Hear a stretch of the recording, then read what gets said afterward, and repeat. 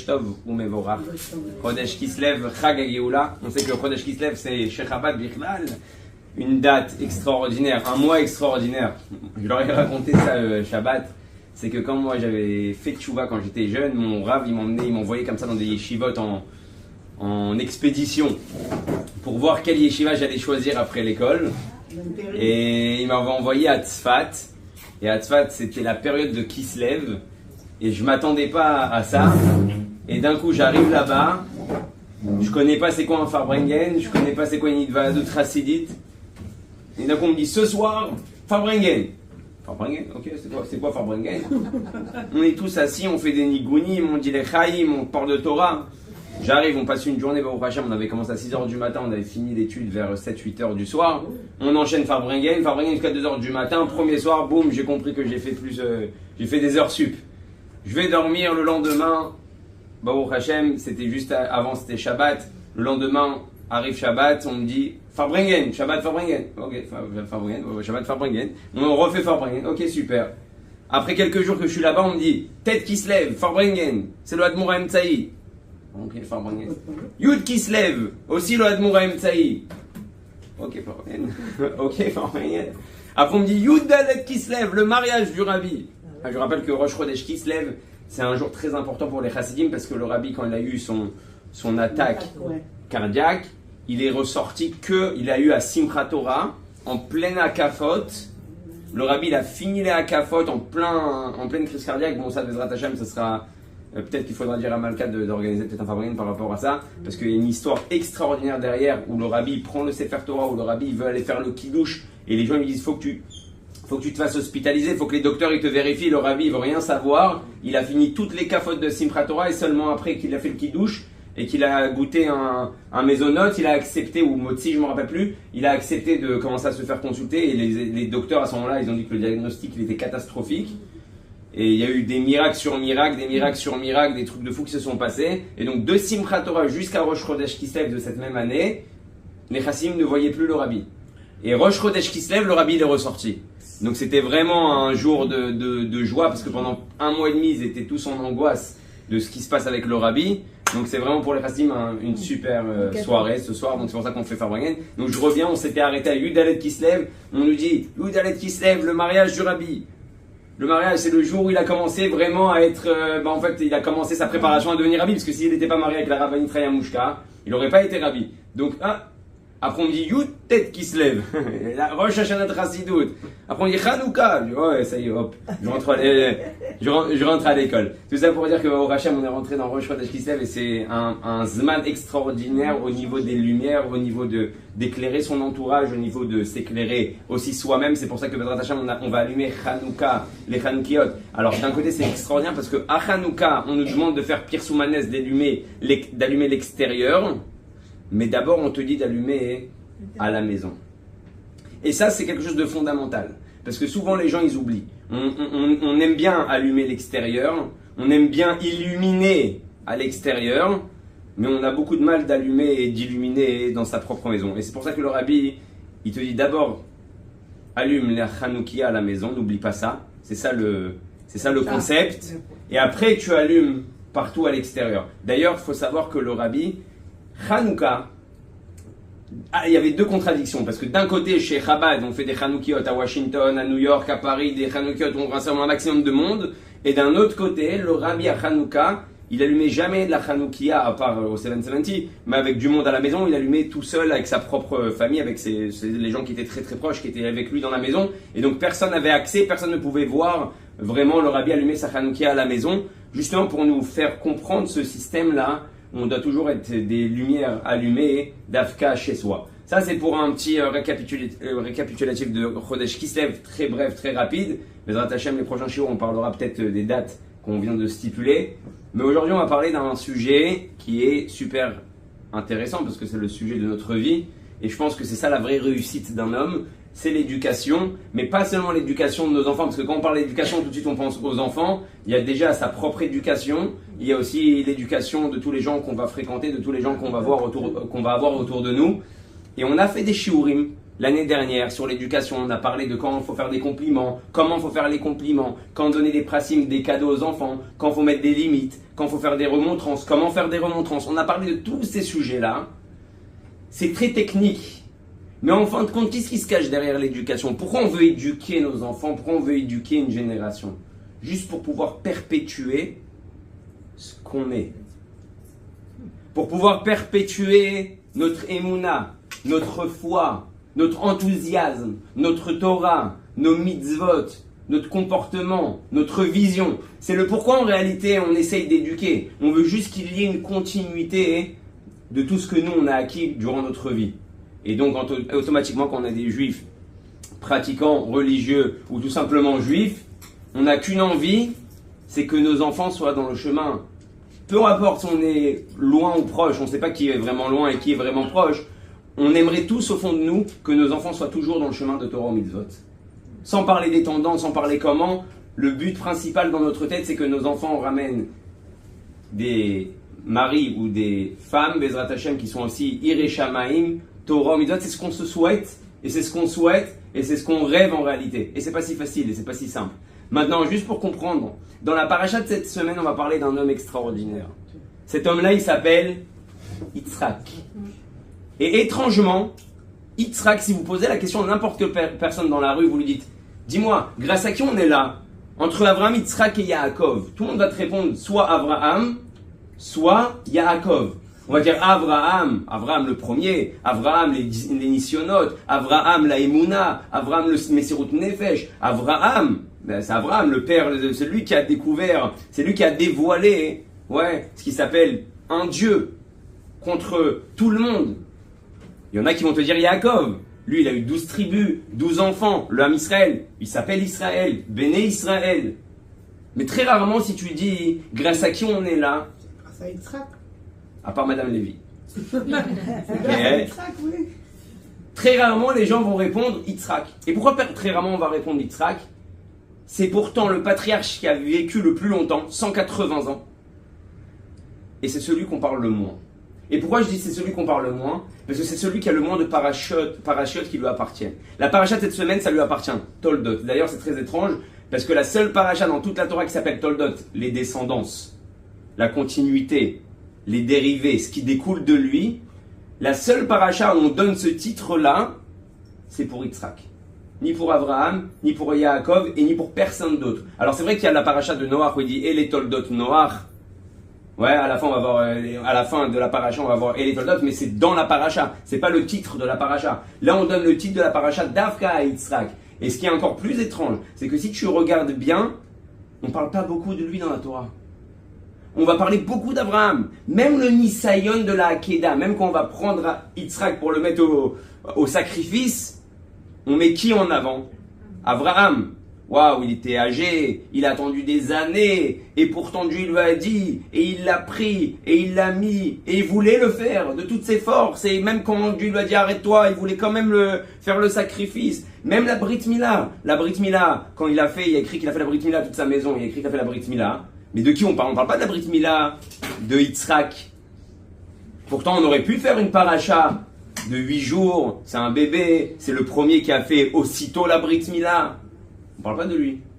On parle, encore une fois, de Abraham. Quand on parle de son shidour, on parle de son mariage, on ne parle pas de lui non plus. On parle de Eliezer, on parle de Abraham, on parle de comment en réalité il va investir, il va donner un shtar, un papier comme quoi il lègue tout à Yitzhak. Yitzhak, il attend la soir Bassadeh, on le retrouve comme ça à la fin, et Rivka le rencontre, elle le voit, il est en plein milieu de sa tefila, en plein milieu de prier. Donc Yitzhak, c'est un dmout, c'est un personnage qu'on voit très peu. Ou quand on le voit, c'est vraiment tchic-tchac, hop, dans une histoire, on te dit il y avait Yitzhak là-bas, et c'est comme ça qu'on passe à chaque fois. Et pourquoi? Comment ça se fait? La seule paracha où on parle vraiment de lui, c'est Toldot. Et dans quelle histoire on parle de lui? Alors ça, c'est encore plus étrange. Vous avez entendu parler des puits. Les puits de Abraham et les puits de Yitzhak. Une histoire, Bichal, qui est incompréhensible. Même le Ramban, il dit, pourquoi il y a cette histoire-là? On ne sait pas. Le remez, l'allusion de ce qui se cache derrière cette histoire, c'est des choses qui sont très loin. Et ça fait rappeler, en fait, les puits rappellent les Beth Amikdash, la destruction des Beth Amikdash et la construction des Beth Amikdash. Le Rambam là-bas il explique, c'est pas le sujet du jour, donc on va pas s'approfondir sur ça. Mais voilà, en passant. Et pourtant, l'histoire qui va représenter Yitzhak, son histoire, sa vraie histoire de Yitzhak, c'est d'Afka Sepuy. C'est quoi Sepuy? La Torah. D'accord, mais Abraham aussi. Abraham aussi, il a cette histoire depuis. Ad Kedekar, il faut comprendre qu'il y a une Gemara dans ma Masechet Shabbat, Daf Petet Amud Bet. Là-bas, il y a une histoire extraordinaire qui a écrit que Dieu il va venir voir les patriarches parce qu'il est en colère, parce que les Bnei Israël ils font des fautes. Et il vient voir Abraham et il dit: tes enfants ont fauté. Qu'est-ce que je fais? Abraham, il va dire une phrase sympathique. Imachu al dushat shemecha. Efface-le sur la sainteté de ton nom. Bah, il déconne, hein. Hachem il dit bon, on va aller voir Yaakov. Yaakov, il a eu Tsar Gidul Banim, il a eu plein d'enfants. Il sait c'est quoi avoir des enfants. Il sait c'est quoi aussi avoir des enfants turbulents. Ils l'ont pris Yosef, ils l'ont jeté dans un puits, ils l'ont vendu, ils l'ont fait des histoires de fous. Ils sont partis tuer Shrem, ils sont partis tuer une ville entière. Et même Yaakov, il va venir voir Shimon et Lévi. C'est l'archouma vous m'avez fait. Je me suis installé, moi je suis un homme de paix. Tout le monde me dit Kol HaKavod Yaakov, et d'un coup on me dit les enfants de Yaakov, ils viennent, ils déchirent tout le monde. Ouais, avec l'histoire de Dina. Donc Hachem il dit bon alors je vais aller voir Yaakov, je vais lui poser la même question. Il va voir Yaakov, Yaakov il répond la même chose. Imachu al kedushat shemecha. Bon ben, tant pis, tant pis pour eux. Et là Abraham il dit bon, il y a le sandwich. Le sandwich c'est Yitzhak. Il dit bon il me reste Yitzhak. Je vais voir ce que Yitzhak il dit. Et d'un coup quand il va poser la question à Yitzhak, Yitzhak il lui dit mes enfants, tes enfants. Hachem, là, il fait un sourire. Enfin, la réponse que je voulais entendre. Dis-moi, Yitzhak, il lui dit, bon, il dit pas dis-moi comme ça, genre, c'était pas.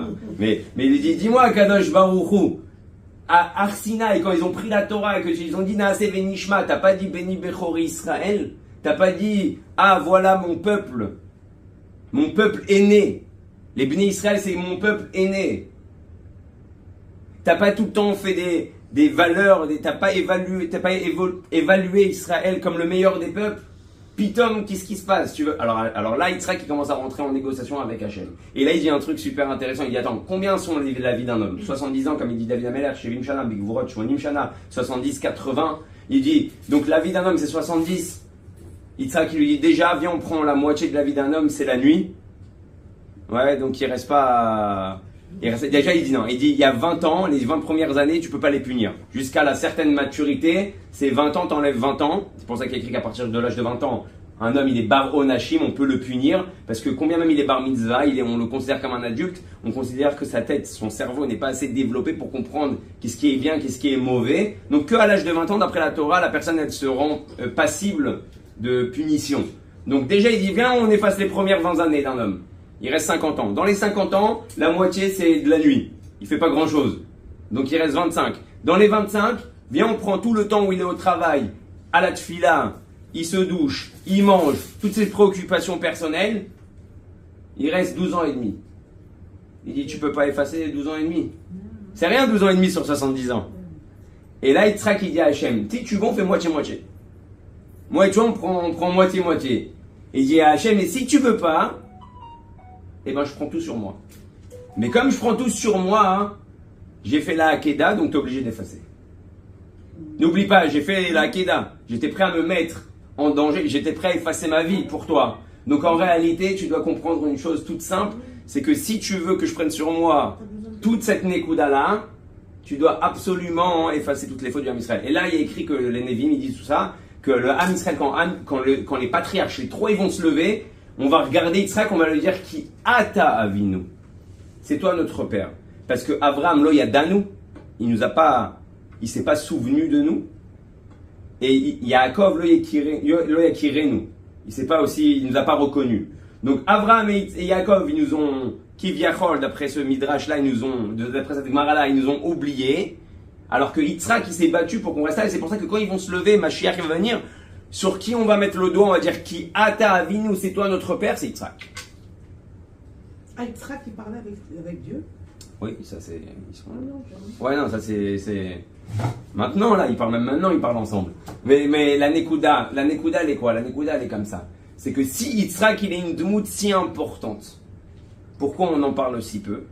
Et si on en parle si peu, pourquoi cette histoire de Be'erot, de puits, elle est si importante dans la vie de Yitzhak? En réalité, on va comprendre que toute cette histoire de Be'erot, de puits, ça reflète le caractère d'Yitzhak. C'est quoi cette histoire de Be'erot? Il est écrit dans le Zohar, il est écrit, donc, d'après Rabbi Shimon Bar Yochai, que quand ils ont creusé les Be'erot, Avraham Avinu, c'est ce qui représente le chesed dans le monde. On a parlé de ça hier dans le Shiur des hommes, mais aujourd'hui, on va expliquer ça un peu plus, d'une manière un peu plus terre à terre, sur notre vie de tous les jours.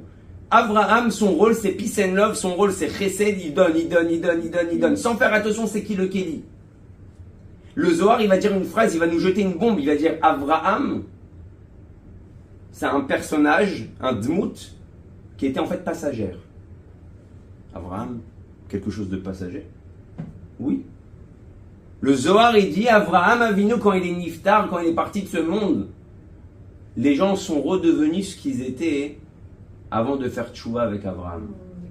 Les gens ont repris leurs habitudes. Comme on dit, chasse le naturel, il revient au galop. C'est exactement ce qui s'est passé. Chasse le naturel, il revient au galop. Donc tant qu'Abraham il était là et qu'il donnait, il influençait, sans compter, sans voir qui est en face de lui, ça marchait. Parce que lui, tout son travail, c'est que le recette, c'est il donne, il fait des influences d'en haut vers le bas. Mais quand il est parti, quand le professeur il sort de la classe, ouais, les élèves ils redeviennent ce qu'ils sont réellement. Le chat n'est pas là, les souris dansent. Ouais, quand le chat n'est pas là, les souris dansent. Exactement. Donc en réalité, le Zohar il dit, donc Abraham, tout le travail qu'il a fait toute sa vie, tous les gens qu'il a ramenés, tous les gens qu'il a aidés, il a carrément ouvert des hôtels pour faire tchouva aux gens. Quand il est parti, tout est parti. Léa, tout s'est effacé. Celui qui va venir et qui va recreuser les puits de son père, et que cette fois-ci la Torah elle va dire, et là ça va devenir éternel, ça va perpétuer, c'est qui? C'est Yitzhak. Yitzhak c'est un autre caractère que son père. Yitzhak c'est la Gvura. Abraham c'est donc le haut vers le bas, Yitzhak c'est le feu, donc l'eau et le feu, sa nature c'est de monter du bas vers le haut, Yitzhak c'est un travail toujours qui vient d'en bas, qui va jaillir vers le haut. Et pourquoi il y a une différence aussi grande? En réalité quand Yitzhak il va faire recreuser les puits de son père, il va refaire perpétuer, en fait, il va donner vie à la shita, à la méthode, à la shkafa, à la vision des choses de son père, c'est Davka Yitzhak. C'est-à-dire que Abraham, tout ce qu'il a fait, c'était beau, c'était bien, c'était grand, c'était merveilleux, mais c'était que du potentiel. Ça s'est concrétisé que grâce à Yitzhak. Qu'est-ce qui fait Yitzhak de différent? C'est quoi la différence en réalité qui est vraiment fulgurante entre lui et Abraham? Abraham, c'est un très bon professeur. C'est un très bon orateur. Il donne. Il influence. Yitzhak, c'est un autre level. Yitzhak, pas il est en mode prof et il donne. Il concrétise. Yitzhak, il engendre que les gens qui écoutent deviennent eux-mêmes des manigim. Eux-mêmes deviennent des professeurs. Eux-mêmes deviennent des influenceurs. Et c'est sur ce sujet-là qu'on va développer. Déjà, juste pour se remémoriser les choses, juste qu'on comprenne, parce qu'on voit qu'Abraham, il fait des hôtels, donc il faut comprendre qu'à la base, Abraham, il s'est positionné à côté de Hebron, et là-bas, c'était la jonction entre tous les endroits, tous les gens passaient par là-bas, avant qu'il y avait l'histoire de Sodome et Gomorre, tout le monde passait par Hebron. Et donc c'est là-bas qu'il a fait son échelle, qu'il a fait son hôtel, où il recevait les gens là-bas. Donc c'est la première, en réalité, société qu'il a créée. Je pense que les gens qui ont investi avec lui, ils ont gagné de l'argent. Donc il a créé un hôtel, le premier hôtel en Eretz Israël, qui fait ramener les gens à Torah au mitzvot. Il a voulu faire, enfin, ils ont fait comme lui, Idabrut, ouais, ils font des voyages, ils font des séminaires, ils font des choses. Et donc en réalité, ce qui s'est passé là-bas, c'est qu'Abraham, il a fait son travail, mais en même temps, il gagnait sa parnassa, mais en même temps, il faisait faire tchouva aux gens. Mais il y a eu un problème. Il y a un moment, il a dû déménager parce qu'il y a eu le problème de Sodome et Gomorre. Et quand il arrive à Beersheba, il a investi dans un nouveau business. Le nouveau business, il s'appelle creuser des puits. Il y a des gens aujourd'hui, ils creusent pour du pétrole. Il y a des gens, ils creusent pour avoir du gaz. Ouais. On les voit là en face d'Israël. Ceux qui ont une belle vue mer, ils peuvent voir les stations de gaz comme ça positionnées au milieu de l'eau. Abraham, à cette époque-là, le bon business, c'est que tu arrives à trouver de l'eau par terre, tu arrives à trouver dans la terre, automatiquement les gens ils vont venir autour, les gens ils vont t'acheter de l'eau, les gens ils ont besoin de ça, comme on a vu toutes les histoires, que ce soit avec Rachel, que ce soit avec Rivka, c'était toujours des rencontres qui étaient à côté d'un endroit qui était avec de l'eau. Donc Abraham il va faire ce business-là qui s'appelle les Be'erot, les puits. Et la question maintenant qui va se poser, la prochaine question qui va se poser, c'est pourquoi quand Yitzhak il redécide de refaire la société de son père, parce que en réalité c'est ça, Yitzhak il recrée, il refonde la société de son père, et ben il va baser l'hôtel, il va refaire les puits. Pourtant l'hôtel c'était bien, pourtant de l'hôtel il y a de l'argent à faire, il n'y avait pas le corona, ils pouvaient tous voyager, ils pouvaient tous venir, ils pouvaient tous sortir. Donc en réalité, Yitzhak, il y a une question que la Torah elle pose. Comment ça se fait que Yitzhak il décide de reperpétuer le travail de son père, mais pas le travail de l'hôtellerie, pas le travail de ce qui s'appelle Achnasat Torchim, d'Afka le travail de creuser des puits. Ça, mettez ça de côté, on va revenir ça tout de suite. Sur ce sujet-là tout de suite, juste qu'on comprenne. Il y a un midrash que tout le monde connaît, que quand Yaakov il est niftar, quand il y a eu la Istalkut de Yaakov en Égypte et que Yosef il a dit à Yosef emmène-moi en Israël, ils sont arrivés avec le corps devant la Me'arat Marpella et là-bas il y a notre ami Esav, il se tient devant la Me'ara et il dit personne ne passe. Yaakov il a pris sa part, on est deux fils, il a pris sa part dans la Me'arat Marpella, il a décidé d'enterrer sa femme Léa. Il reste un caveau. C'est pour lui. C'est pour moi. Il est venu avec 60 hommes ktinim, officiers de l'armée. Ouais. Ça va bien, Esav déjà tout seul, il est assez méchant. Il prend avec lui 60 chayalim qui se tiennent devant les Bnei Israël, devant les enfants de Yaakov, qui veulent enterrer Yaakov. Et il commence à dire, non, vous l'enterrez pas, c'est ma place. Et là, Yaakov, il avait prévu le coup, il avait dit à ses enfants, Esav, il va peut-être vous faire des problèmes, vous lui direz bien que quand il m'a vendu sa Bechora, quand il m'a vendu son droit d'aînesse, il m'a vendu aussi la place. Et pourquoi il m'a vendu aussi la place? Parce que toi-même, tu veux pas d'Eretz Israël. Toi-même, quand on t'a dit, c'est quoi en réalité le droit d'aînesse, c'est d'être en Eretz Israël, t'as dit non, moi je vais aller à Edom, moi je vais aller à Arseir, moi je me barre d'ici, j'ai rien à faire ici. Et autre chose, quand on t'a dit ils vont devenir esclaves, tu dis quoi? C'est ça le droit d'aînesse. Le droit d'aînesse, c'est que de moi, mes enfants vont souffrir, ils vont être en Égypte, ils vont être en esclavage. Garde-le ton droit d'aînesse. Donc il lui dit, quand t'as vendu, t'as tout vendu. Maintenant, il y avait le fils de Dan. Le fils de Dan, il était sourd. Il comprenait pas ce qui se passe. Il voit juste un homme, Esav, son oncle, qui empêche la Gvoura, en réalité, de son grand-père. Il ne pose pas de questions. Entre-temps, ils ont envoyé Naphtali, parce que Naphtali courait vite. Ils ont dit, Naphtali, va chercher. On a laissé le papier dans la cassette, dans le coffre de Yosef. Va chercher le papier, comme quoi ce qu'on dit, c'est vrai. Parce que ça, il a dit, emmenez-moi le papier. Je veux voir c'est quoi ce papier-là de droit d'aînesse, ce contrat-là que j'ai fait moi avec mon frère. Il va pour courir. Le fils de Dan, il se pose pas trop de questions, il entend pas ce qui se passe, il entend pas la négociation, il voit juste une personne qui empêche son grand-père d'être enterré, il prend un bâton et bam, il lui arrache la tête. Ouais. Maintenant tout le monde connaît ce midrash que la tête de Esav a roulé et a atterri jusqu'au chek, jusqu'au bras de Yitzhak. Et la question elle est, comment c'est possible qu'un monsieur comme Esav, Yitzhak, a réussi à quand même faire de lui quelque chose, a quand même réussi à garder sa tête près de lui, parce que tout ce qu'ils vont expliquer là-bas, c'est que le corps de Esav était mauvais, mais la tête de Esav, elle était bonne. Plus que ça, de Esav va descendre tous les convertis qui vont venir qui descendent je ne sais pas qui est quoi, mais en tout cas tous les convertis, comme Rabbi Akiva. Rabbi Akiva, il sort d'Esav. Un papa qui voit un enfant comme un Yitzhak qui voit en réalité un enfant comme Esav. Est-ce qu'il a la force de s'investir pour lui? Est-ce qu'il a envie de s'investir pour lui? Ou c'est peine perdue? Yitzhak, il va tout faire pour que son fils, il sorte de lui son potentiel. Et on va le voir. Vous savez où on va le voir? La première histoire, et ça je pense que c'est une histoire, c'est déjà le premier enseignement de notre paracha. Yitzhak, on le voit, il est assis, et Esav, il vient lui poser des questions. C'est quoi la question qu'il lui pose? Il lui dit, papa, comment on fait le maasrot avec le sel?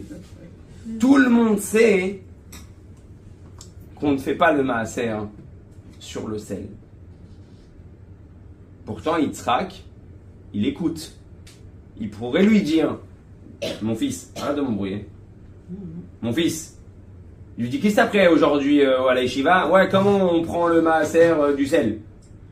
Et ça, tu me prends pour un débile? C'est quoi cette question-là?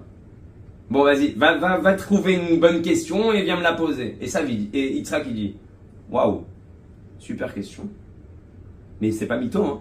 Il dit pas super question pour lui faire croire que t'es quelqu'un de bien. Parce que le rabbi, il dit là-bas qu'en réalité, la question de Esav, elle était beaucoup plus profonde que ce qu'on pense.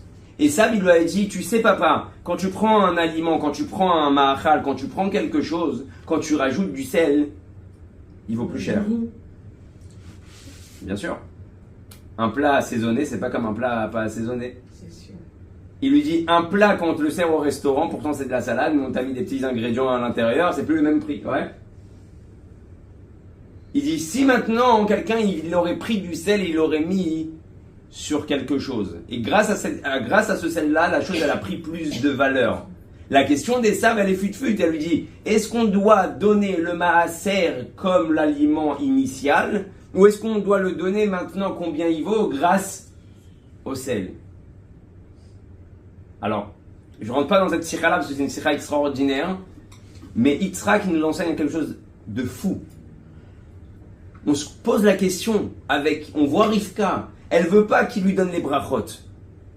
On voit Rivka, d'ailleurs c'est encore notre nekuda dans la paracha, c'est que même dans la paracha où il doit donner les brachot, celle qui est vraiment le symbole de cette histoire-là, c'est Rivka. Yitzhak, il est un peu bon, il est assis, on ne sait pas à qui il va donner les brachot. Donc encore une fois, pour vous dire combien la Torah qui vient après, on a l'impression que Yitzhak, il n'existe pas dans les parachiotes. Et pourtant, Yitzhak, il écoute son fils. Et pourquoi il écoute son fils? Le rabbi, il dit un truc, mais c'est vraiment phénoménal. Il dit, sache une chose, c'est que Yitzhak, il lui prête attention. Pourquoi? Parce qu'il dit, si mon fils, il était vraiment complètement détaché de moi, même pas il fait semblant de me poser une question. Un enfant que tu sens qu'il fait tménik, tu vois comme on dit, il fait semblant. C'est un enfant qui est encore attaché à toi. C'est un enfant qui est encore lié à toi. Parce qu'un enfant qui n'est plus lié à toi, il ferme la porte de sa chambre, il ne pose même pas de questions. Il sort de la maison, il te dit même pas quand il rentre. Un enfant qui te dit, ah tu sais, maman, ça serait bien que je m'achète une petite montre, comme ça je sais à quelle heure rentrer. Et bon, tu me prends pour une débile. Je sais que tu veux la montre, c'est pas pour savoir à quelle heure rentrer. Prends en considération qu'au même moment, si ton fils il t'a posé cette question-là, c'est qu'il a toujours quelque chose avec toi. Il est toujours lié à toi. Et c'est valable, pas seulement pour nos enfants, c'est valable pour nos couples, c'est valable pour nos keilotes, et c'est valable pour notre entourage, et c'est valable pour toutes les personnes qu'on rencontre. Quand tu as quelqu'un qui a l'impression qu'il te prend, il te fait semblant, il fait pour deux semblants, comme ils disent les enfants. Il te pose des questions qui ne sont pas des questions. Il vient, il te parle de choses de quoi il parle. En réalité, tu dois comprendre qu'au même moment, combien même la personne, tu as l'impression qu'elle n'en a rien à cirer de toi, ou tu as l'impression qu'en fait elle fait ça juste pour faire keilou, ouais, comme on dit en hébreu, prends en considération que cette personne-là, elle attend quelque chose de toi. Prends en considération que la personne en face de toi, elle a quelque chose de lié qui est profond et qu'il n'arrive pas à dévoiler d'une manière extérieure. Ou qui dévoile que d'une manière extérieure, mais d'une manière profonde, il a du mal à expliquer ce qu'il a à l'intérieur pour toi. Parce que quelqu'un qui n'a plus de contact, il te parle plus, il te pose plus de questions, et il t'engueule même pas, il te parle même pas, et il t'insulte même pas. Ouais. Ça, c'est une personne qui a coupé complètement. Donc une personne qui te donne un peu de yachas, qui vient même te piquer, qui vient même t'embêter, qui vient même te contrarier en réalité, sache que la personne, elle est en train de crier au fond d'elle, à Tsilou, elle est en train de crier « Aide-moi et ton ami. Aide-moi, écoute-moi. Écoute ce que j'ai à te dire. » Et Esav, c'est ce qu'il fait à son père. Il dit « Papa, je fais plein de bêtises. Je suis très loin de ce que tu aimerais que je sois. Je sais que je ne suis pas le fils que tu aurais espéré. Mais je continue à te poser mes questions. Parce que je t'aime. Parce que tu es mon père. » C'est pour ça qu'il a le mérite d'avoir sa tête enterrée à côté d'Yitzhak. Et comment Yitzhak il a engendré ça? Il a engendré parce qu'il a écouté. Il a engendré ça parce qu'il lui a donné du yachas. Il lui a donné, comme on dit en hébreu, du yachas en français. De l'importance, de l'attention. Il lui a donné sa valeur. Et donc ça, c'est la première chose qu'on prend comme bagage déjà de la parachute à chaque fois. Quand tu sais qu'il y a quelqu'un qui vient te poser des questions qui ne sont pas forcément des questions. Tu dis, qu'est-ce qu'il veut? Qu'est-ce qu'il veut? Il veut toi. Il ne sait pas comment t'aborder, il ne sait pas comment te parler, il ne sait pas de quoi te parler. Pareil, donc encore plus pour nos enfants, des fois ils nous parlent de choses, qu'est-ce que tu racontes? Va jouer, va jouer. À ce moment-là, ton enfant, il veut toi. Et c'est ça que Yitzhak il sait faire avec Esav. Et c'est comme ça qu'il a sauvé Esav. Sauvé Esav de quoi? Que de lui va sortir des guérims. Que de lui va sortir des convertis, et pas n'importe quel converti. Les plus grands dans le Talmud, en général, ils descendent de Esav. D'ailleurs, il y a toute une histoire comme ça que de Ishmaël, on voit moins de convertis, parce que Ishmaël, de base, il a fait la Brit Mila, il y a toute une histoire là-bas, donc ils se sentent moins le besoin d'aller vers Israël que Esav. Ça, c'est encore toute une sikha très jolie, peut-être un jour on la fera, mais ça, c'est déjà le premier bagage qu'on prend avec nous. Le deuxième bagage qu'on doit prendre avec nous, vous savez, c'est quoi? Cette histoire de Be'erot, c'est l'histoire de la Atmada. Quelqu'un qui veut réussir dans n'importe quelle chose qu'il fait dans sa vie, c'est quelqu'un qui sera assidu. Quelqu'un qui fait un chiour oui, un chiour non. Un jour il vient, un jour il vient pas. Un jour il y a l'anniversaire de sa belle-mère, de sa grand-grand-grand-grand-mère, de son grand-grand-grand-grand-père. Ouais, toujours un truc. À chaque fois qu'ils ont dit, ouais, viens, on change de chiour parce que le truc, j'ai l'anniversaire, viens demain, viens après-demain, bah tu crois quoi, le Yitzhara, il n'y a pas de problème, hein. Mercredi, mardi, jeudi, c'est la même chose pour lui. Il y a un chiour de Torah, il te fera l'anniversaire de ton fils. Ah, j'ai oublié, c'est l'anniversaire de mon fils. Ah, j'ai oublié, j'ai un mariage. Ah, j'ai oublié, j'ai quelque chose. Donc en réalité, si t'es pas assidu dans ce que tu fais, que ça soit dans le travail, dans la Torah, dans les mitzvot, dans l'éducation, dans les devoirs avec tes enfants, si t'es pas assidu, t'arrives à aucun résultat. Et comment on voit que Yitzhak il était assidu? La Atmada, c'est qu'il est parti. Pourquoi il n'a pas fait des nouveaux puits? Il est parti recreuser les mêmes puits que son père. Il est parti redonner les mêmes noms que son père avait donnés. Parce que le cave de Yitzhak, c'est d'être toujours dans la continuité. Tu as commencé quelque chose, tu finis avec. Tu continues jusqu'au bout. Et ça, c'est ce qu'on pose à une personne jusqu'à 120 ans, à une kavatay tim la Torah, hein, pour les hommes en tout cas déjà. Est-ce que tu as fixé un moment à ton étude? C'est pour ça que je dis à tous les garçons, en réalité, quand vous faites un jour oui, un jour non, un jour oui, un jour non, ta face, ta meroubé, ta face, ta cloum, c'est comme un jongleur. Tu as attrapé une balle ici, mais comme tu es parvenu vite de l'autre côté, bah, tu as loupé la deuxième balle, et l'autre elle est tombée, roulé, en fait, tu rien dans les mains. Et si je te pose la question de qu'est-ce que tu as appris cette année ou qu'est-ce que tu as appris ce mois-ci, tu n'as rien appris. Tu es incapable de dire ce que tu as appris, parce que tu n'es pas assidu. Quelqu'un qui est assidu, qui se dit, quoi qu'il arrive, qu'il pleut, qu'il vente, qu'il neige, 7h, 8h, j'étudie. Moi, j'ai eu le mérite pendant plusieurs années, et à mon travail, on avait un cours de Torah tous les jours de 2h à 3h. Et je vous prends et on regardait les livres, on disait 1 heure. Bon, c'est bien déjà 1 heure, mais 1 heure, on finira jamais. Et sans s'en rendre compte, on a fini 1 livre, 2 livres, 3 livres, 4 livres, 5 livres, des Likutei Sichot entiers, le Tanya entier, et en plus profondément, des Mahamarim entiers du Rabbi. Et d'un coup, je me rends compte après 10 ans qu'on a fini 1 tonne. Mais pour une raison, parce qu'on était assidus. Si j'avais fait 2 heures le dimanche et 3 heures le jeudi, mais il y aurait aucun livre qui serait sorti de ça. Il y aurait rien qui aurait avancé. Et d'où on apprend ça? Vous savez dans la Gemara, il y a quelque chose d'extraordinaire. Ils ont posé la question à 3 Chachamim. Ils ont dit, comment tu résumes toute la Torah? Il y en a un, il a dit, avec le pasouk. Quel pasouk vous direz? Ve'afta quoi? Et Hachem ou ve'afta l'eracha? Alors il y en a un, il a dit, je résume toute la Torah sur Shema Israël, Hachem Elokeinu, Hachem Echad. Celui qui comprend cette phrase-là, c'est toute la Torah. Hachem Echad. Tout est Dieu, Dieu c'est tout. Et donc si j'ai ça acquis chez moi, donc automatiquement toute ma vie elle est que Dieu. Un il a dit non. Sur un pied. Ah, ça c'est encore une autre histoire. Mais il y en a un, il a dit non, moi je pense que le pasouk c'est Ve'afta, l'eracha, kamocha. Quelqu'un qui arrive à Ve'afta, l'eracha, kamocha, aimer son prochain comme soi-même, parce qu'on n'y a pas plus, on s'aime pas plus, il n'y a pas plus aimer que nous. On ne peut pas aimer quelqu'un de plus que nous. C'est comme ça, c'est l'homme, il a été créé comme ça, égoïste. Ouais. Tu as peur de te faire mal, mais quand tu vois quelqu'un se faire mal, tu dis ah ça va. Ouais. Mais toi t'as peur de te faire mal, ouais. Ou des fois tu regardes, fais attention, fais attention. Donc, toi t'as toujours, tu t'aimes. Ça c'est pour ça que le matin quand on dit Modé Ani, d'abord Dieu nous rappelait, t'aurais pu dire Ani Modé. Je reconnais ou je remercie. Tu dis d'abord Modé Ani. D'abord Dieu te fait rappeler toujours. Hein. D'abord il y a moi, après il y a toi.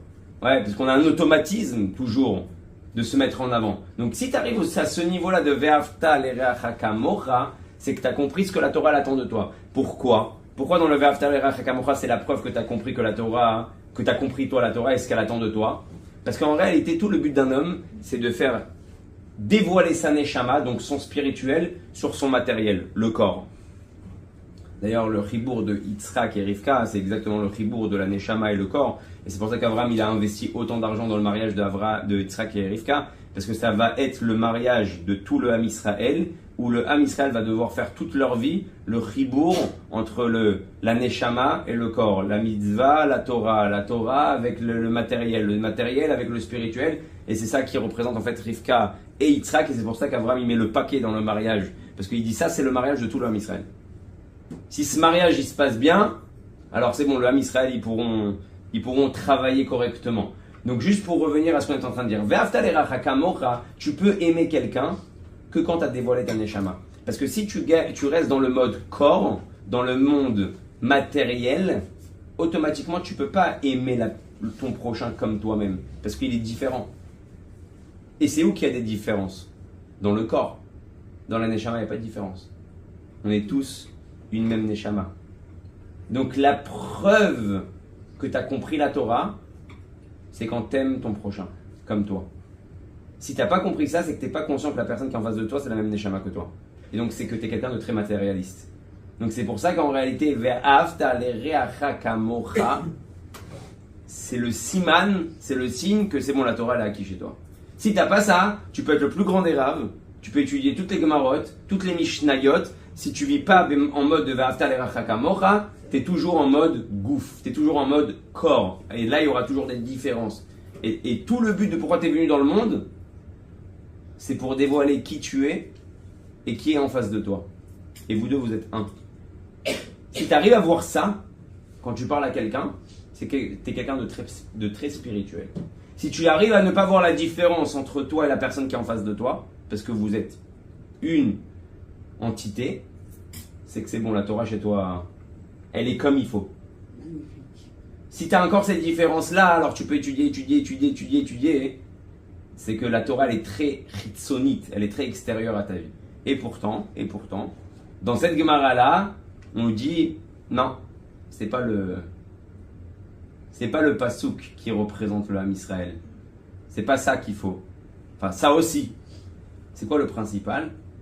Et il y a un des chachamim là-bas, il dit, Keves echad ta'aseh baboker, ve keves hasheni ta'aseh ben arbaim. Il ramène un pasouk, aucun rapport des korbanot, et tu feras un korban le matin, et tu feras un autre korban le soir. C'est ce qui s'appelle le sacrifice perpétuel. Et là, Rabbi Shimon ben Pazi, il dit, Banco. C'est ça le secret. C'est ça le juif. C'est ça la Torah. Hein? Je viens de te dire Shema Yisrael Hashem Elokeinu Hashem Echad. Tu me dis ouais. Je viens de te dire Ve'afta l'erecha kamocha. Tu me dis ouais. Je te dis, tu feras un sacrifice le matin, tu feras un sacrifice le soir. Tu dis ouais, top. Et là-bas, il dit quoi? Que celui qui est en réalité en mode Atmada, c'est ça le secret de la Torah, celui qui est assidu, alors il réussit. Celui qui est assidu, il obtient tout. Celui qui est assidu, il arrive à tout ce qu'il veut. Et c'est ça que la Torah est venue t'enseigner en réalité. Et c'est pour ça que Yitzhak, il va pas aller creuser des nouveaux puits, il va creuser les puits de son père. Il va redévoiler les puits de son père. Il va pas aller seulement les redévoiler, il va leur garder le même nom. Fais un shidroug, améliore les noms de la génération d'avant, ils sont passés. Non, il garde les mêmes noms, les mêmes titres. Il veut te dire que dans la vie d'un homme, il doit toujours être assidu avec ce qu'il a appris, assidu avec ce qu'on lui a enseigné, assidu avec ses ancêtres, assidu avec la Torah qu'il a pris comme bagage et continuer avec, toujours avancer avec ce bagage-là qu'il a déjà acquis. Ça, c'est la deuxième chose qu'il nous apprend. Donc la première chose qu'on apprend de Yitzhak, c'est de savoir écouter, et même Esav. S'il te parle, s'il te pose des questions, c'est qu'il a besoin de toi. La deuxième chose qu'on apprend de Yitzhak, c'est d'être assidu. Celui qui veut réussir dans l'éducation de ses enfants, celui qui veut réussir dans son entourage, celui qui veut réussir dans son influence, s'il n'est pas assidu, il ne pourra rien faire. Il va influencer une personne à droite, une personne à gauche, et il n'arrive jamais à rien concrétiser. Et Yitzhak, son caractère, c'est de concrétiser ce que son père y fait. Concrétiser ce que Abraham, et pourtant Abraham c'était un the best, hein, c'était un tueur à gages, tout ce qu'il a donné. Et pourtant celui qui va mettre ça mamache, d'une manière perpétuelle, c'est lui, c'est Yitzhak. Et la troisième chose qu'on apprend, et ça je pense que c'est la chose qui est la plus extraordinaire, de cette histoire de Béhéroth, parce qu'encore une fois il faut donner un sens à ce Béher, il faut donner un sens à ce puits, parce que quand le Zohar il te ramène, et Abraham c'était un personnage comme ça de passage. Pourquoi la preuve? C'est que les Philistins, dès qu'il est parti, ils ont rebouché tout son travail. Bon, d'après la Kabbalah, d'après la Chassidoute, Abraham c'est le Chesed, donc c'est l'abondance, c'est la bonté. Les Pilishtim c'est la Klipa de ce qui s'appelle la Leitzanout, la blaguerie, la raillerie. Et donc en fin de compte là-bas, hein, le rabbi il explique que quand quelqu'un il est que en mode Chesed dans sa vie, il est que dans le Chesed, il est que dans le kiff, le bien, même si ça soit dans la Gdusha, de là peut venir Pelishtim. C'est-à-dire de quelque chose, des fois tu es dans une bar mitzvah, tu es dans une brit mila, tu es dans un mariage, tu es dans un sheva brachot, tu es dans une iloula, tu es dans un mode Gdusha, donc tu es en mode des fois détendu, tu es en mode cool, et tu oublies pour qui tu es cool, tu oublies pour qui tu es détendu, tu oublies pour qui tu es saméach, pour Akadosh Baruch Hu. Donc peut venir se greffer très rapidement ce qui s'appelle Pilishtim, les Philistins, la blague, la raillerie. En 2 secondes, tu peux bifurquer sur des blagues, sur des bêtises. Et hop, ils t'ont bouché ton puits. Alors que Yitzhak, c'est la Gvura, c'est la rigueur. Et quand il y a de la rigueur, même dans le Chesed, alors personne ne peut te boucher. Le Yetzer Hara, il ne peut pas te tirer. Le but du Yetzer Hara, c'est que même quand tu es joyeux, et qu'à la base, la joie partait d'un bon sentiment, partait d'un bon endroit, d'un bon esprit, partait même de Gdusha. Une soirée de Gdusha, un mariage, ça peut être plein de choses. Il te dit, si tu as oublié un instant pourquoi tu es sa mère, pour qui tu es sa mère, des fois les gens ils viennent au début pour le khatan, après ils viennent pour eux. C'est-à-dire au début, les 3 premières minutes de danse c'était pour le khatan, après c'est pour eux qui dansent. C'est pour leur bien-être personnel. Ils ont oublié que pourquoi ils sont en train de danser. C'est parce que Dieu il veut que je sois Mesameach, le khatan. Et donc à ce moment-là peut venir ce qui s'appelle les Pilishtim, te prendre et t'emmener dans la blague et t'emmener dans des bêtises, et puis là t'as oublié que t'es dans un mariage. Yitzhak qui a la Gvura, qui a cette rigueur-là, il sait quand tout de suite remettre les choses en place et mettre le frein au bon moment. Et donc c'est ce qui permet que, encore une fois, ça soit perpétuel. Alors pour revenir à cette histoire de puits, il y a 10 ans de ça, au Kinus HaShluchim, là ils viennent de finir le Kinus HaShluchim, au Kinus HaShluchim, il y a un grand rave qui est venu. Une des personnes, un des orateurs les plus excellents au monde, je ne sais pas si vous avez entendu parler, c'est le rave Zaks. Zach, c'était le Rav d'Angleterre. Ouais. Très connu. Très fort, très connu, une lumière, le monsieur. Il est venu raconter son histoire. Il est arrivé au Kinus HaShluchim et il dit, je vais vous raconter. Il vient pas d'une famille de rabbanim, il ne vient pas d'une famille forcément très religieuse, il vient d'une famille juive pshuta, très simple. Il finit ses études de philosophie et là, pendant des années, il va entendre toute la philosophie. Il va entendre des choses complètement athéistes, complètement athées, complètement à l'ouest d'Akadosh Baruch Hu. Il finit ses études, il ne sait pas quel chemin prendre. Il ne sait pas quoi faire. Il est bouleversé à l'intérieur de lui, parce que d'un côté, il veut être un bon juif. D'un côté, ce qu'il a appris pendant des années et pourquoi il a fait ses études, c'est tout le contraire. Il ne sait plus quoi faire. Et il décide de voyager à New York et de faire plus la tournée des rabbanim. Et il va voir plusieurs rabbanim, et comme ça, il raconte que chaque rav lui donne une réponse. À la fin, 2h du matin, il arrive en Yechidout chez le rabbi. Et là, il dit, là, il va se passer quelque chose que je ne m'attendais pas. Je rentre dans le bureau du rabbi, je lui explique ma situation. Et là, le rabbi, au lieu de me donner une réponse, il me dit, combien il y a de juifs dans votre université?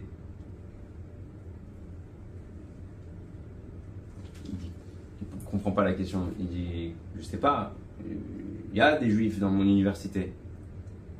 Combien de juifs vous leur avez rappelé qu'ils sont juifs? À combien de juifs vous avez rattaché à la source? Combien de juifs vous avez influencé? Il dit, quel rapport? De quoi vous parlez? Je fais mes études, il y a des juifs, il y a des goy, il y a de tout, quoi. Chacun fait sa vie. Et le rabbi lui dit, arrêtez de regarder ce que vous attendez de moi. Arrêtez de me regarder à moi. Regardez-vous à vous. Et là, le Rav Zaks, il dit, ce jour-là, je suis né. Je n'aurais jamais pensé que je serais devenu un jour Rav. J'avais fait mes études de philosophie pour continuer dans ce domaine-là. Et du jour au lendemain, je me suis retrouvé Rav, et pas seulement un petit Rav, c'est devenu un Rav, c'est devenu un Rav connu mondialement, Mamash connu mondialement, en tout cas pour ceux qui parlent l'anglais. Et c'est devenu un des plus grands influenceurs pour tous les anglophones. Il avait des conférences de partout. Il dit, ce jour-là, le Rabbi, il m'a transformé. Il m'a dévoilé en réalité qui j'étais. Ce que j'avais à l'intérieur de moi. Et ça, c'est le but du Rabbi, de faire de chaque personne un influenceur. Et ça, c'est l'histoire des Béhéroth. C'est quoi les Béhéroth? C'est quoi les puits? Plus que celui qui creuse. Ce qu'on va dévoiler dans la terre est plus important. Ça veut dire que celui qui creuse, c'est bien, on a besoin de lui pour... Mais c'est quoi qui est important? C'est ce qu'il y a dans la terre. Et c'est ce qui fait Yitzhak en réalité. Quand on parle de puits, on ne parle pas seulement de puits de dévoiler de l'eau. Yitzhak, il prend des élèves comme Esav, il prend des élèves et il les écoute. C'est pas seulement comme Abraham, un professeur qui parle, qui influence. Vous m'écoutez, je suis le professeur, maintenant écoutez. Il va faire en sorte que les personnes qui sont en face de lui vont eux-mêmes devenir des influenceurs, vont eux-mêmes perpétuer le message qu'il est en train de faire passer, vont eux-mêmes œuvrer dans le même chemin. Et c'est ce qu'il fait avec Esav. Il l'écoute, pourtant il n'y a rien à écouter qui viachol. Normalement on n'a rien à écouter d'un type qui fait que Avodazara, qui prend des femmes de Avodazara, il a écrit là-bas dans la Torah, il est revenu fatigué parce qu'il avait trop tué la même journée. Fatigué. Il a dit, Yaakov, j'ai faim, j'ai trop tué aujourd'hui. J'ai tué trop de personnes. Je suis fatigué. En plus, ils se sont débattus. Une personne comme ça, il sera qu'il arrive à sortir le bon. Alors nous, c'est pas notre rôle à nous d'aller voir des tueurs et de sortir le bon. Mais si on arrive avec un type comme Esav, sortir d'un Rabbi Akiva, alors quoi, nous, on n'est pas capable de sortir le bon des autres? Les personnes qui sont en face de toi, tu dois les considérer comme Yitzhak. Tu dois les transformer influenceurs. Si la personne, elle te parle, si la personne t'écoute, si la personne est là, c'est que tu peux dévoiler chez lui l'eau qui est en lui, le trésor qui est en lui. Parce que c'est dans les profondeurs de la terre qu'il y a tous les trésors. Eretz Rafet. À l'intérieur de la terre, il y a tous les trésors. Comme à l'intérieur de chaque juif, il y a tous ces trésors. C'est pour ça que le juif, il est fait aussi. Le monde est fait l'homme est fait de terre. À l'intérieur de la terre, il y a tous les trésors. Ça veut dire quoi qu'il y a tous les trésors? Pourquoi il y a des diamants? Pourquoi il y a de l'or? Pourquoi il y a des pierres précieuses? Pareil, tu as été créé par quoi? Tu as été créé par la terre. Donc la terre, c'est quoi à l'intérieur de toi? C'est tous ces trésors, c'est toutes ces forces, c'est toutes ces énergies que tu as. Et la question, c'est si est-ce que tu es comme Abraham, donc tu parles et tu influences, tu es un bon orateur, ou est-ce que tu es capable d'engendrer à la personne qui est en face de toi? Moi aussi, j'ai un potentiel. Moi aussi, je peux faire quelque chose. Moi aussi, à mon tour, je peux devenir un rave. Je peux devenir un professeur. Je peux influencer mon entourage. Et c'est ce qu'il va faire en fait Yitzhak en creusant les puits. Il va faire rejaillir l'eau, rejaillir la émouna qui est à l'intérieur des personnes. Et ça c'est le message de la parashat Shavua. Et c'est pour ça qu'en réalité, celui qu'on va dire Ata Avinu, c'est toi qui nous dévoile. C'est vrai que c'est Abraham qui a fait tout le travail, mais le travail d'Abraham a été bouché. Toi, tu as dévoilé, tu as redévoilé le potentiel d'Abraham et tu as fait perpétuer cette chose-là. Et donc, si on comprend ces trois nékoudotes-là, déjà la première qu'on a dit, vous vous rappelez la première? Que si quelqu'un se oriente vers toi, que si quelqu'un vient te parler, même si c'est pour des choses qui te paraissent complètement futiles, c'est pas pour rien. Il attend quelque chose de toi. Tu peux peut-être le sauver. Si quelqu'un, il comprend aussi que pour réussir, il faut être assidu, alors il a toutes les portes ouvertes devant lui. Et troisième chose, si tu arrives à dévoiler, à engendrer chez les personnes qui sont en face de toi, pas seulement être des récepteurs, mais aussi des influenceurs. D'ailleurs, c'est très intéressant, parce que le rabbi, quand il a commencé avec ce moussag là de mashpia, d'influenceur, il y a 70 ans en arrière, aujourd'hui, tout le monde dans les réseaux sociaux utilise, et eux, ils font beaucoup d'argent en plus sur ça, influenceurs, les influenceurs et les blogueuristes, et verroulé. Tout ce monde-là qui était fermé, qu'à l'époque, il n'y avait que Patrick Poivre d'Arvor qui pouvait parler devant la télé. Aujourd'hui, tout le monde se prend pour des journalistes. Aujourd'hui, tout le monde se prend pour quelqu'un qui a un message à véhiculer. Alors, le top, ça aurait été qu'ils le fassent tous pour le bien. Il y en a qui le font pour des bêtises et des sottises et des ch'touillottes. Mais ça, une malassot, on est dans ce monde-là, il y a le libre arbitre. Il y a le bien comme il y a le mal, il y a des rabbinim qui font des shiurim avec ça, il y a des autres qui font des bêtises avec ça. Mais en réalité, on voit bien que le monde, il influence vers ce kivun là, que Yitzhak a mis à notre disposition, c'est que chacun peut être influenceur. Chacun peut faire une vidéo et dire un mot. Chacun peut parler à son prochain. Chacun peut, au lieu de rester comme le Rav Zaks au début, qui pensait qu'il est juste étudiant dans une université, c'est pas son rôle d'aller parler à d'autres gens qui ne connaissent ni d'Adam ni d'Ève. Et que le rabbi d'un coup lui change la tête, tu comprends pas que c'est ça le but. Et de là il devient un des rabbins les plus connus mondialement. Et pas seulement connu, aimé mondialement. Et c'est ce qu'il va dire une fois, il va dire la force du rabbi, c'est qu'il n'a pas fait seulement, comme ça alors il va témoigner, il n'a pas fait seulement, il a dit j'ai vu des leaders. J'ai vu beaucoup de leaders. J'ai vu des gens qui étaient très haut placés, même dans le monde de la Torah. J'ai rarement vu un leader qui fait des leaders. Parce qu'un leader, il a toujours peur que le prochain leader lui prenne sa place.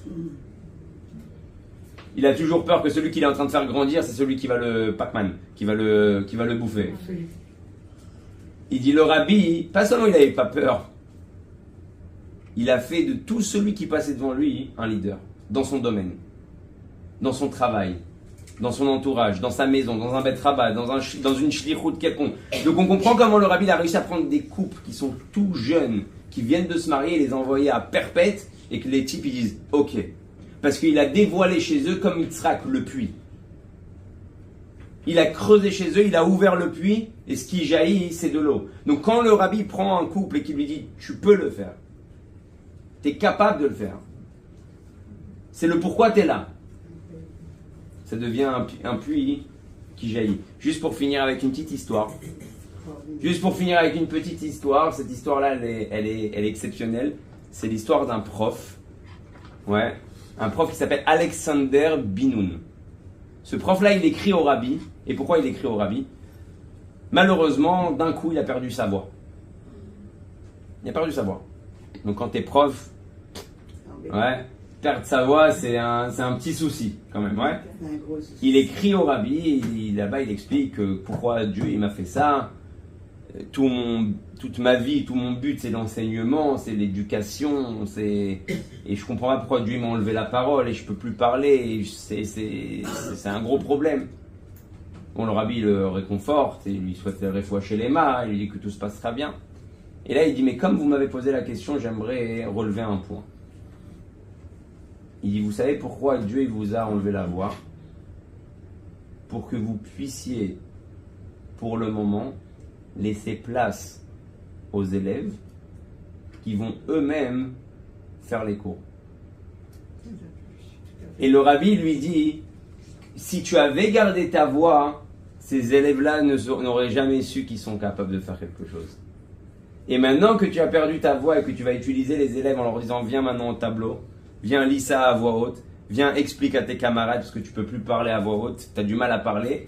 C'est ce qui va permettre à ces élèves-là justement de découvrir et de dévoiler qu'ils ont un potentiel de parler devant une classe, qu'ils ont la possibilité d'influencer, qu'ils ont la possibilité de se mettre au tableau et d'expliquer quelque chose que les autres ils n'ont pas compris.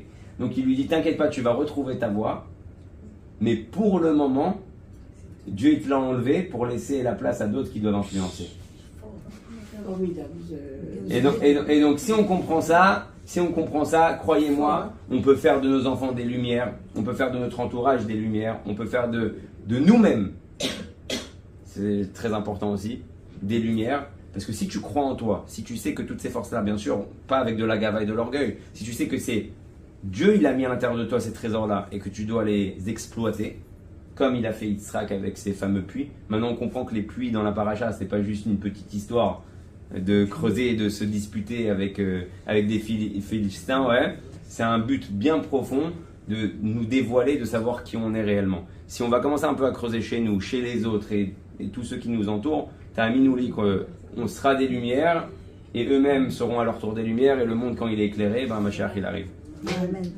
Voilà. Razak, on va poser une question. Ouais. Attends, écoute. Pour revenir à ce que vous dites, Oui. c'est exactement ce que je voulais entendre ce soir. Ah, super. C'est la vérité. Sur plusieurs sujets d'ailleurs. Mais le dernier sujet de la voix, je vais vous dire à tous, j'étais une chanteuse. Je chantais beaucoup. J'ai toujours chanté. Depuis l'âge de 7 ans que j'étais cachée dans une cave. Je voulais chanter, j'ai pas pu chanter, mais après j'ai chanté. Mais maintenant je ne peux plus chanter.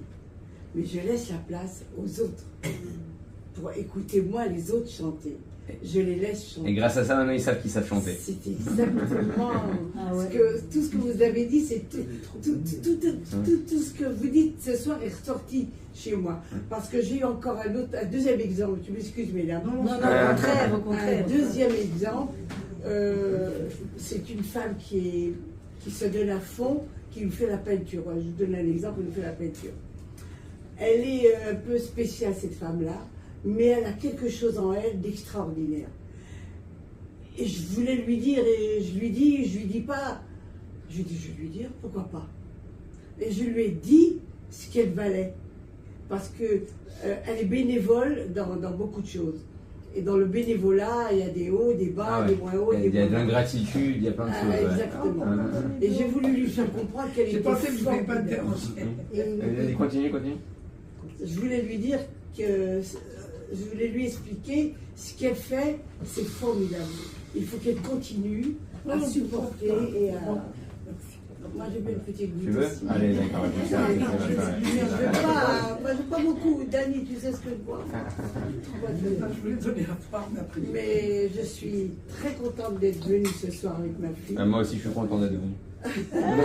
Et vraiment, s'aimer les uns les autres, c'est la plus belle chose. C'est la plus belle chose. Là, vous êtes tous ce soir. Je vous aime tous. C'est un mot, c'est bien pour finir un cours comme ça.